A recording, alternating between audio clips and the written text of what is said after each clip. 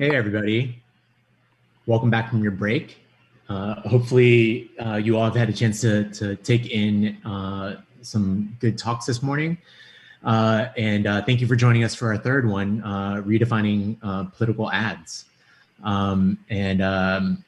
If you caught the first conversation with Tatenda, my name is Victor Nguyen Long. I am the principal in overseeing creative at Lockwood Strategy. And I am joined by two esteemed guests. Simi, can we go 2 slides forward, please? Or just one, excuse me. Yeah, there we go. Perfect. Julie Hermelin and Marianne Marino. And I will just give them a moment to introduce themselves. You want to start, Julie, or you want me to? You can go, Marianne. Yeah, I'm just going to say a quick hello. Marianne Marino, co-founder with Julie of the Wake Up and Vote Creative Consortium, which you'll learn more about in our conversation. A long time, dyed-in-the-wool entertainment person, creative producer. And I'm Julie Hermelin, also a co-founder, director of Wake Up and Vote. Thank you, Victor and Tara, for having us on. I too am a longtime entertainment person, producer, creative producer, and thrilled to be, and have often worked at this intersection of impact, politics, and entertainment. So thrilled to be here. Thank you for both of you for joining us. Excited to dive into this. We get the esteemed pleasure of doing a little bit of show and tell with some videos. So hopefully move through some of those quickly and offer up a few laughs for everybody. Next slide, please. So my background actually is in corporate marketing. I worked at Nike and I worked at Red Bull for a long time. And long before I even cared about politics, I had always said to myself, I was like, if we just took like an ounce of what we do to sell sneakers and energy drinks and cars and, whatever have you, and applied it to the political space, like I'm sure we can get people to vote. So when I joined Lockwood and started working with Acronym, there's a tremendous opportunity to experiment and prove this theory out. And so one of the things that sort of the working theories that we had going into this election cycle was, now that we think about, all the different entertainment, all the different streams of information and channels that people receive information, politics as it truly became pop culture, like Donald Trump making politics quite pop culture, now, keeping up with Congress really competes with keeping up with the Kardashians and TikTok creators and YouTube creators as much as it is the daily news. And then also historically what we've seen is that candidates and campaigns always kind of tap folks in the entertainment world for their networks, whether it's for fundraising, for example, and then also for amplification purposes, but often overlook their greatest superpower, which is their creativity and their creative skills. And then also just having a very captive audience for which they have a very specific language that they use to speak to them. And then really, ultimately, this idea of one size doesn't fit all. Different people just require different messages. Sometimes that's more informative, more straightforward.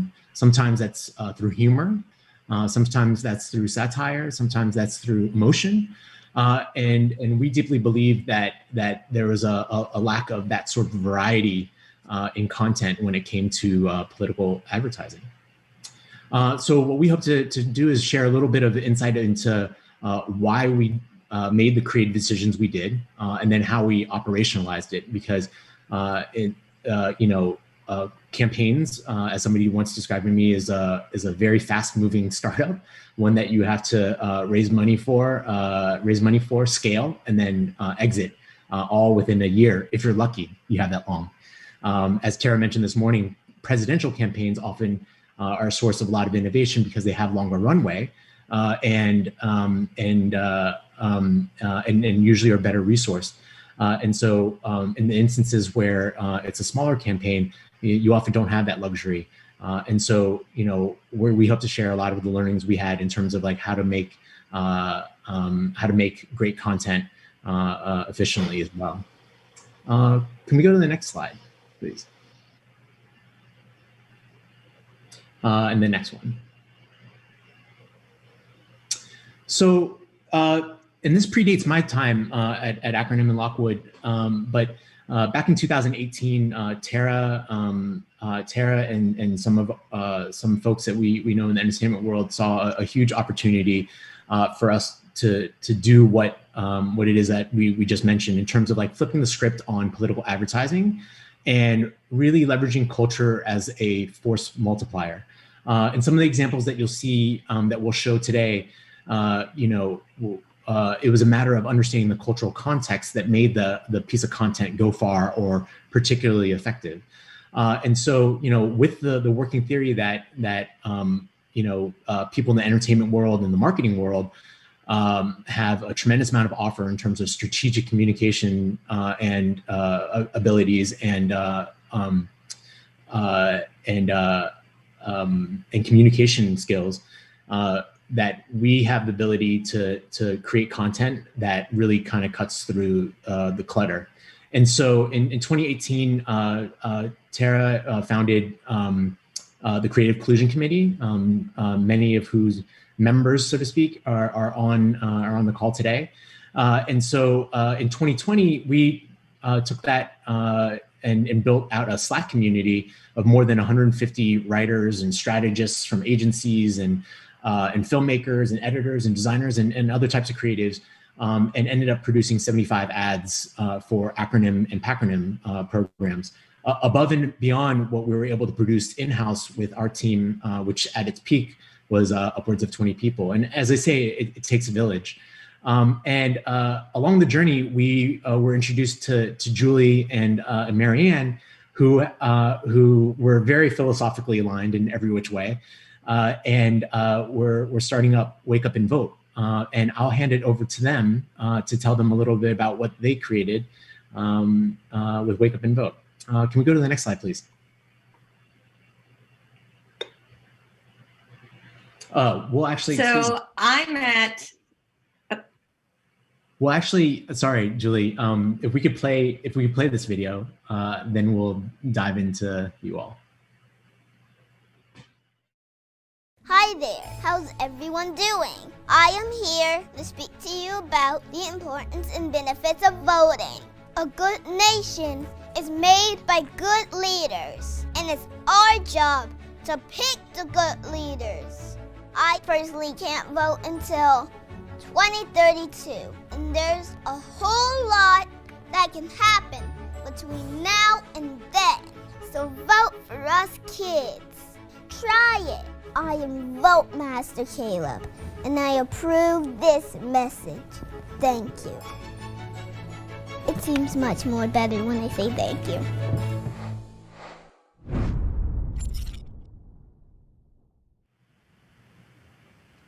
So the video that that you just saw was one in a series of almost a dozen videos that we partnered with Wake Up and Vote to create, and Brock and Kayla and Catherine from Boxcar Films, and the youngest motivational speaker, Caleb, who's also known as a brilliant little leader. And I'll hand it over to Julie and Marianne to tell us a little bit about that and their organization. Next slide, please.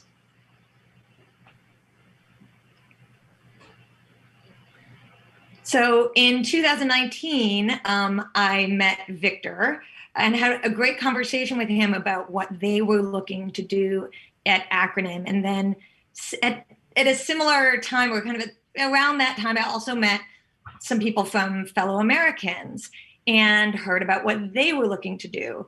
And being a person that has worked at this kind of intersection of entertainment and politics and social impact, I had a number of relationships with people at even more than that, various other political organizations, and people were often saying, do you know any creators that can do X? Do you know any creators that can do Y? And so as people would send me briefs, I'd be sending them out in a really ad hoc way. And then early at COVID, we were presented with this kind of crazy opportunity, which was nobody in my industry was actually working. And at that point, Marianne and I were speaking, and she said, so what are you doing about the election? And I told her that about the various channels that I was a part of, again, in not a necessarily organized fashion, and how I was trying to connect creators in my sphere to these political opportunities. And so a discussion emerged about what would it mean if we actually tried to operationalize this? What would it mean if we actually did this intentionally? And again, I was already part of the Creative Collusion Committee, but I knew our network influx, we could just join that, but there were more people, there was more need. Honestly, there was just more need around the political sphere than only acronym.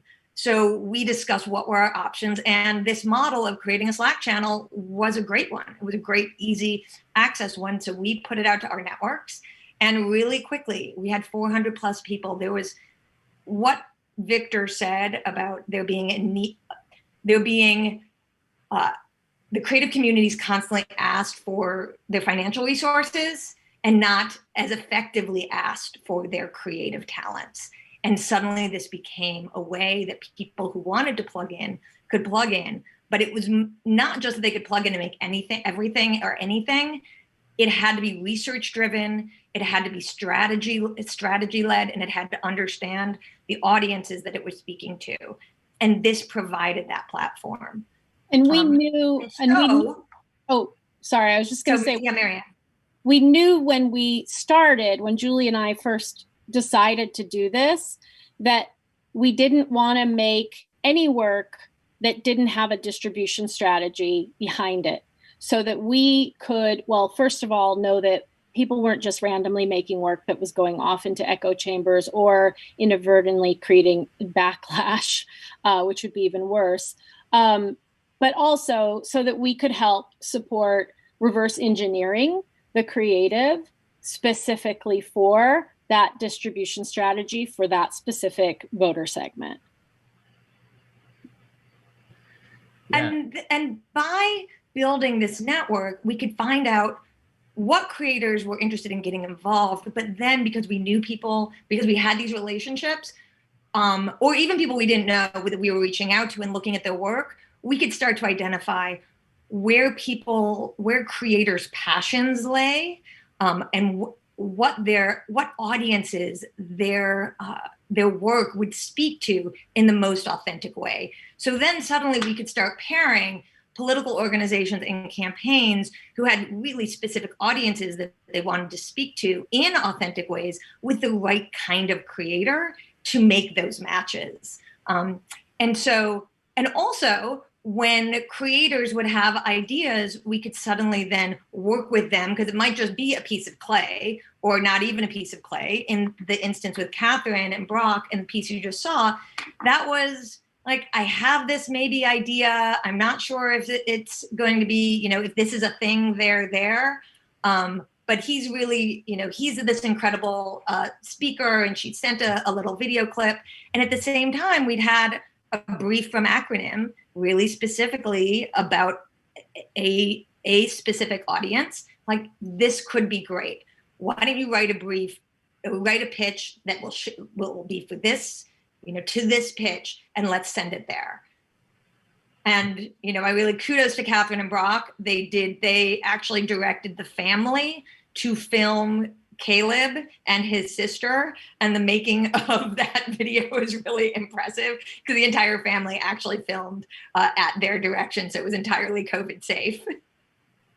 But this is that piece. It's not just deeply listening to the political strategists and the messaging needs. It's also deeply listening to the creatives and what they have access to, that it is always going to be surprising, and seeing how you can make the right fits and guide these to completion. And I love the notion that you guys kind of call it a sandbox that Tara created, back when she started this idea. And it's fantastic to have the sandbox to play in, and the data and the information that is, really deeply vetted. And, the other thing I think that's important to remember is that creators are used to being on learning curves all the time. These are people who go, whether they're in the advertising world, like Victor was selling sneakers, or they're in the movie business, telling different kinds of stories, movie to movie or TV show to TV show. They're constantly plunked into worlds where they may not have any background or information. And it is incumbent upon them, project after project, to do research and to become experts in the field or the area where their stories take place. So we knew this about our network, and right from the start, we started setting up briefings so that our community could hear from folks like Acronym or Fellow Americans or any number of our partners. We worked with Maya Bordeaux at Frame Shift Politics, which was fantastic. So they really got to understand her theories around persuasion messaging. They were quick studies, right? They've learned how to speed up that learning curve.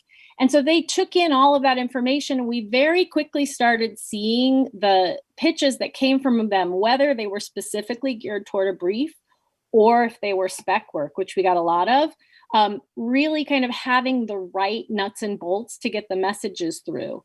And then Julie, myself, in the case of the work we did with Acronym, Victor and Scott and that team, we sort of all worked together to hone and sharpen so that it would do all the things it needed to do, but at this really kind of high level of entertainment, because we knew it had to grab them emotionally in some way in order to break through the noise. Yeah. And I think entertainment first was always key. Yeah. No, I think it was incredibly important to have the mutual respect for people's domain of expertise, right? The campaign and the organization or the cause, obviously with its institutional knowledge and its understanding for the mechanics of politics, or in some cases, activism or voter registration or mobilization, right? But then also respecting that, hey, at the end of the day, these people are experts at communicating ideas, whatever that idea is. The example I use all the time is if you work in an advertising agency, sure, it's great to work on a brand that you know and love and are a consumer of, but all of a sudden, if you get a toilet paper brand, right, all of a sudden you have to scramble really quickly to understand what it is that makes that brand special, and then understand what it is that consumers need, right? And similarly, yes, I think, oftentimes we hear that, oh yeah, people that work outside of politics, they just don't get it. Right? They don't get the strategy and they don't get the messaging. And that may be true at the surface, right? But it's part of creative people's process to dive in deep and learn as much as you can about it as quickly as possible, right? To educate and inform yourself so that you can then take that idea and communicate it to people who, to lay people who are not political junkies, for example, or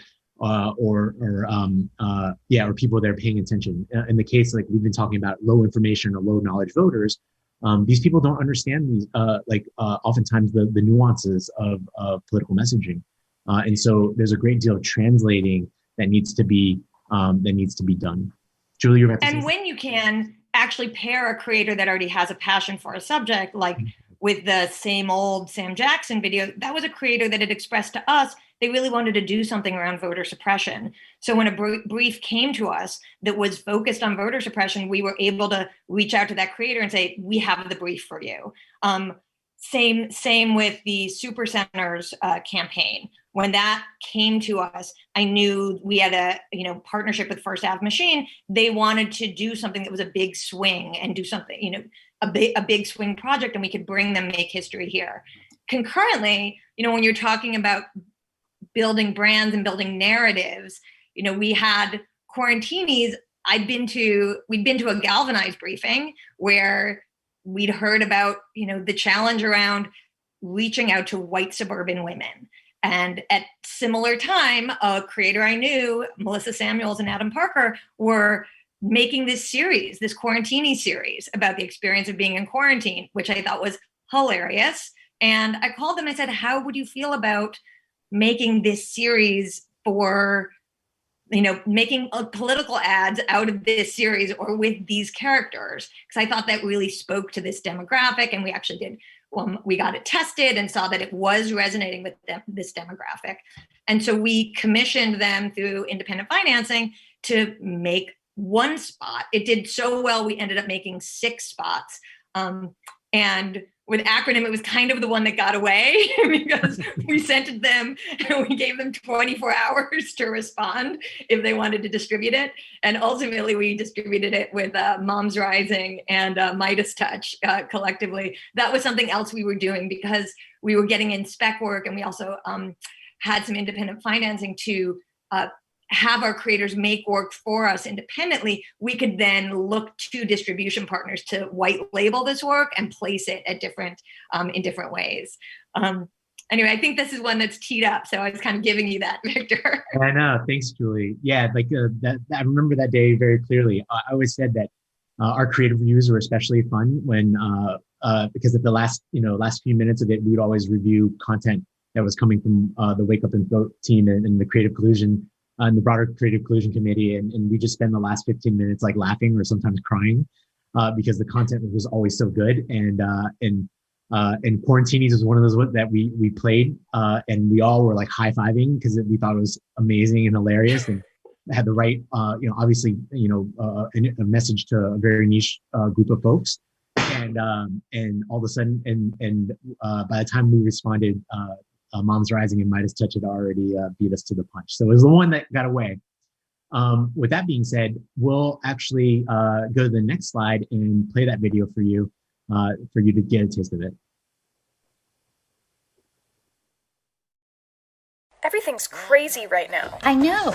Hey, where are you going without a mask? I look lame in a mask. I'm going back to school shopping at the mall. The mall's closed again, and we don't know if schools are safe to go back to. But the president said that... He also said this pandemic would magically disappear. And the kids are almost immune. And that he gets to grab women by their lady parts. Oh, listen, I want kids back in school like any other frazzled mom. Ah! We could keep them in cages. Frank? How about another round? What? Grandpa, put that down! Okay. Oh, ladies, we can't take another round of this. We've got to make a change. This is a train wreck. We need to get back on track. So that was one of the Quarantini series, and what I'll say is that there's oftentimes I always remind folks that people don't know what they want until you give it to them. If you focus grouped a group of 10 or even 100 people and ask them how they would want to hear about politics or voter registration or whatever the case may be. So that was I assume that not a single person would ever say describe the Quarantinis. Another example that I give often is that if Steve Jobs had asked a bunch of people what they wanted in 2006 out of a phone, the likelihood of them describing a flat piece of glass without a single button on it is very unlikely. They would have probably told us that they wanted a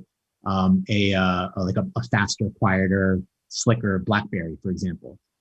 Similarly, if Henry Ford had asked people what they wanted, they probably would have told you faster horses and not a combustion engine and 4 wheels.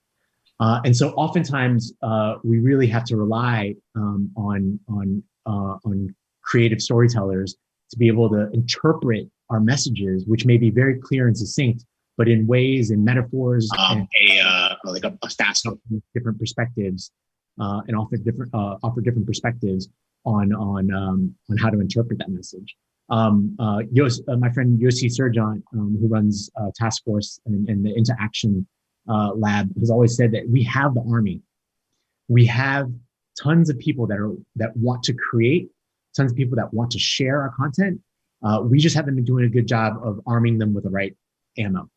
And in some cases, that's just a piece of content because we want them to amplify it, but it has to be content that looks like the content that they share on Instagram and Snapchat and TikTok and Twitter, right? And it can't just be a talking head video. And then similarly, from a creation standpoint, we need to arm them with the right brief. and allow them to ask the right questions. And so that's why, Julie and Marianne and the way that they held briefing sessions was so important, because it got everybody smarter. I humbly call our in-house creative team the best creative team in politics. And it's not just because they can make things look pretty. It is also because they developed a muscle for the political messaging as well, to make sure that the content that looks good, right, fits the strategic objectives. And that is a lot of the massaging and the partner work that Julie and Marianne had to do with their creators and the organizations that they worked with, ourselves included. Scott Schuler, who was one of our content producers who oversaw most of our Creative Collusion Committee projects, spent an inordinate amount of time just going back and forth between creators and our political team to make sure that that those two things fit. Before we move on, and Julie, especially Victor, go ahead. Especially Victor, just to put a finer point on that, budgets are low. You need to be turning around stuff quickly. What do creators have in their back pocket already, right? Transform Your Age. Connor Simpson did that. It was fantastic. It was something he was working on. It was footage he already had. He was working on for something else. It was so beautiful. And he was able to reach out and say, I have this. Is this something that could possibly work, right? Same with Nick Scown. So we have creators that might have work that's already could be in the pocket, but they're not sure, and they need to be directed. They need to be pointed. How are you activating that with limited time, limited budgets? Yeah. And then operationalizing that action. Yes, absolutely. Oh, and Barbara Glazer from Impact Group.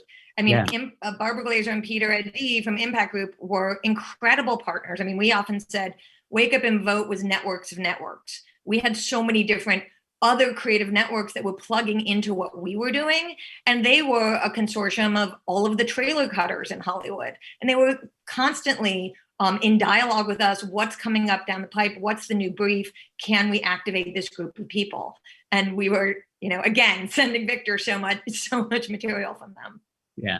And they were fast. And that's the thing, is like, these people are so proficient at cutting trailers, for example, right? That it's just second nature to them. And to be able to instinctively take a bunch of random clips, news clips, for example, and string it into something that makes your heart beat, jump out of your chest is really a particularly valuable skill set. As long as you create the sandbox for them and provide them a nominal amount of trust as well. Let's go to the next slide and play a video that you all may have seen. The following is a message from your friendly local mail carrier. Hello, Zodes, and you plus fours, you know who you are. According to this month-old issue of Dr. Roberta Greenberg's Time Magazine subscription, there's been a systematic, premeditated assault on the U.S. mail by President Trump and his so-called Postmaster General. That guy's never even licked a stamp. They've had the unmitigated gall to try to slow down the mail, when everybody knows that the only person who can slow down the mail is a mailman. They've shortened working hours, they got missing mailboxes, they're decommissioning sweet sorting machines to try to delay voting by mail. And it's not just your mail-in ballots you gotta worry about. Oh, no.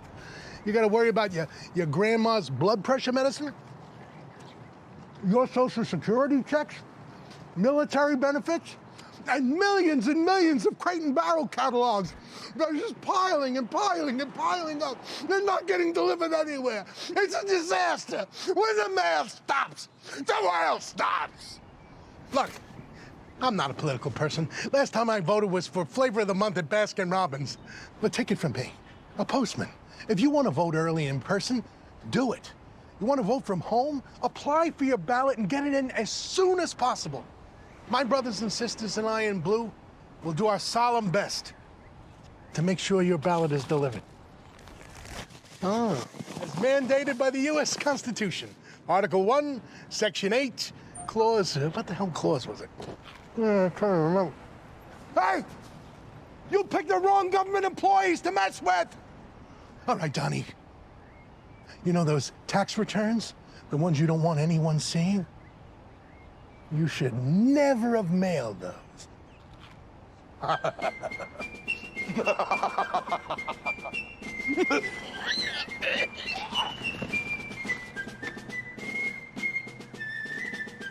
Good day.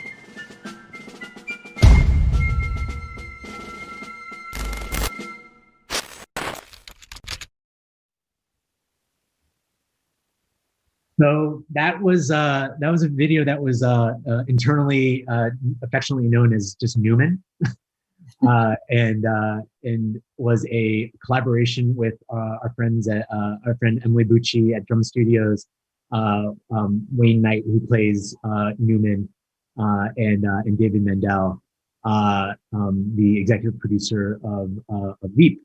And so so this was an opportunity where David came to us. It was incredibly fired up about the situation with the post office, in tandem with the situation with mail-in voting, and felt compelled to call in for reinforcement and engage Wayne Knight, who was excited to reprise his role as Newman. And when we talk about culture and the importance of culture in politics and it being a force multiplier, of course we could have done this this piece of content with any mailman, right? And it would have done well, especially with a monologue as brilliantly written as this one. But the fact that it was Newman, obviously just carried a certain cultural cachet that made it pop off. And on Twitter alone, this ended up, I think, being close to 4 million views on Twitter alone from our original post, and millions of views elsewhere, and then created a tremendous amount of earned media as well. And so never discount the fact that, when you do something that's culturally resonant and we can cut through the clutter, it's not just the views that you're getting on that original piece of content or the distribution via paid, but also the network effect of the earned media that comes along with it. As well. Let's go to the next video. Is the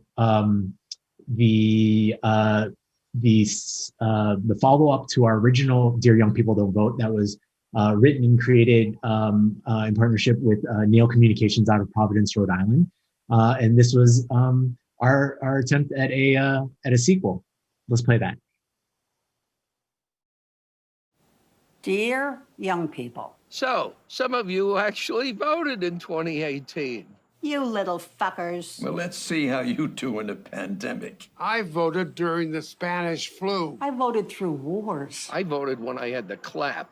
I'll vote early. I'll vote by mail. I'll vote even if I can't leave my house. You know, one of those things you'll never own. Yep, voting might be hard this year. But we're good at doing hard things. Like winning world wars. But you? And your country asked you to skip one spring break. And you couldn't fucking do it. So are you really going to vote? Nope. You'll post a righteous meme on TikTok. Retweet a sick burn. Jump on some trending hashtag. Well, you can have the internet. We'll keep the country.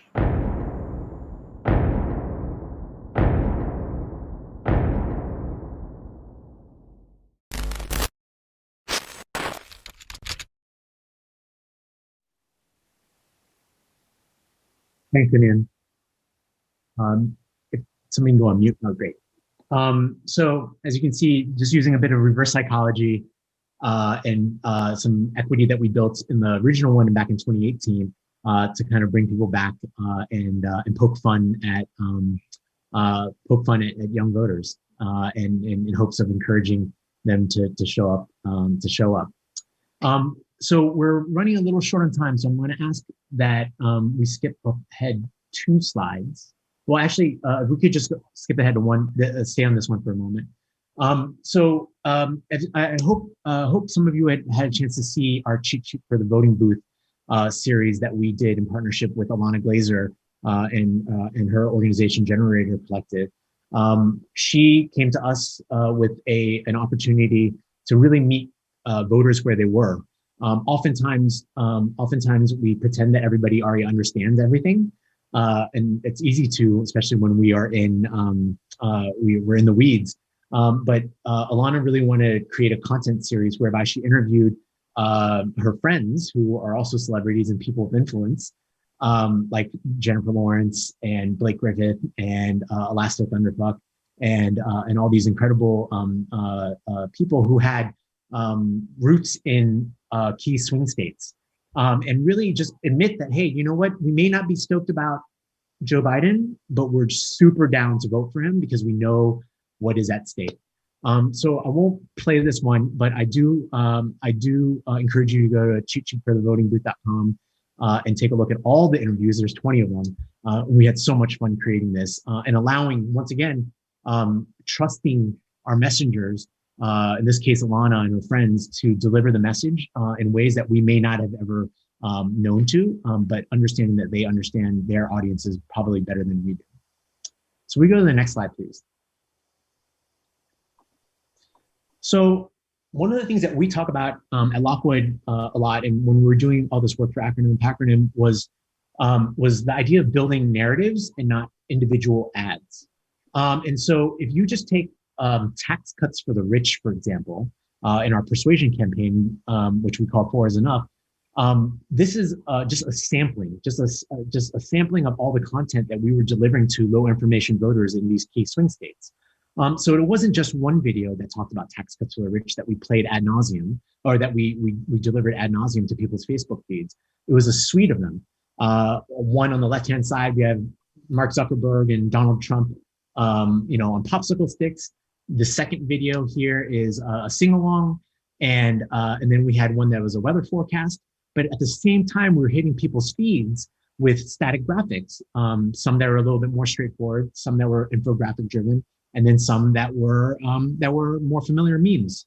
And then lastly, as you've heard in the previous conversations that we had, is just around boosted news.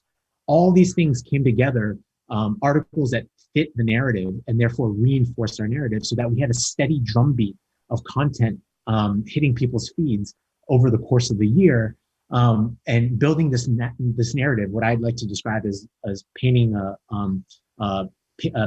picture for folks over the course of time that, hey, you know what, Trump really favors the rich and not the working class. And so if we go to the next slide, you can see how these videos together, if you can imagine all these videos hitting your feeds over the course of a year with the right frequency, you can start to see how we build a narrative, how Trump's tax cuts benefited the rich and not the middle class. If we go to the next slide and play that.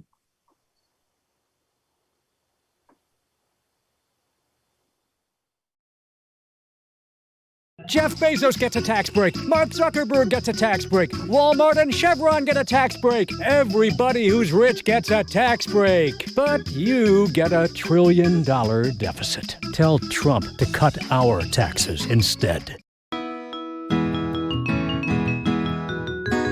Activision, Acom, Alaska Air Group, Amazon, Delta, Salesforce, IBM, Chevron, Netflix, MGM, John Deere, Goodyear, MGM, Trump, give families a break, oh.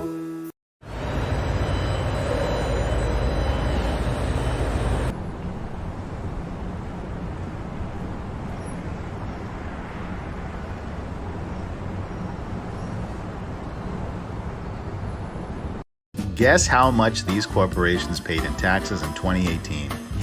All thanks to Trump's 2017 tax law. Did you pay federal income tax last year? Oh, one of the biggest companies in the world paid none. Whose side is Trump on? And here's today's Georgia weather forecast. A windfall of tax breaks for billionaires and big corporations thanks to Trump's tax law, and a drought for the middle class who are footing the bill. Not sure if we can weather another 4 years of Trump's tax law. Shouldn't Trump give us a break instead? Allow me to present my new tax law. At Trump Land, we have the most beautiful deals you've ever seen. Okay, the huge deals. Huge tax breaks. The billionaires and corporations, middle class pays full price. Tell Trump to stop ripping off the middle class. The Trump tax law made it possible for 91 companies not to pay any federal income tax. Bottom line, who benefits most? The ultra wealthy. It's time we reward the people who actually make this country work. It's time corporate America paid their fair share of taxes. So as you can see there, all these different ads that deliver the same message in a variety of ways creates a narrative that then leads people from inaction to action at the ballot box. We can go to the next slide and we'll wrap up really quickly.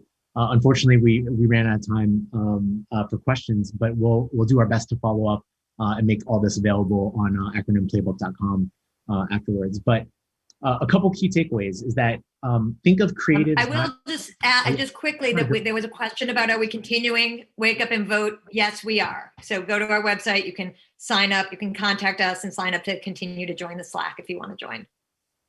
Thanks, Julie. But think of creatives as strategic problem solvers. If you can build them the right sandbox and let them do what they do best, which is communicate ideas, a lot of magic can happen. Secondly, what I mentioned before is that trust the creators and influencers that you work with, that they know how to communicate with their audiences better than you probably do. And oftentimes it's going to look very, very, very unfamiliar to you. If you look at who the top 10 YouTube creators are in the world and they're tens of millions of followers and subscribers, you'd be like, I don't understand this at all. I don't understand why it's popular, but the proof is in the numbers. And then lastly, invest in building narratives over time, whether that's a month or 3 months or a full year in some cases. Invest in building narratives and delivering the medicine in a lot of different ways to be able to create, to really reinforce your messaging. But thank you everybody for joining us. Sorry for going over and cutting into your break. Thank you so much, Victor and Tara, and thank you, Victor. Team for having us. We loved being here. Take care, everybody. And being a part of and being a part of this journey. So thank you.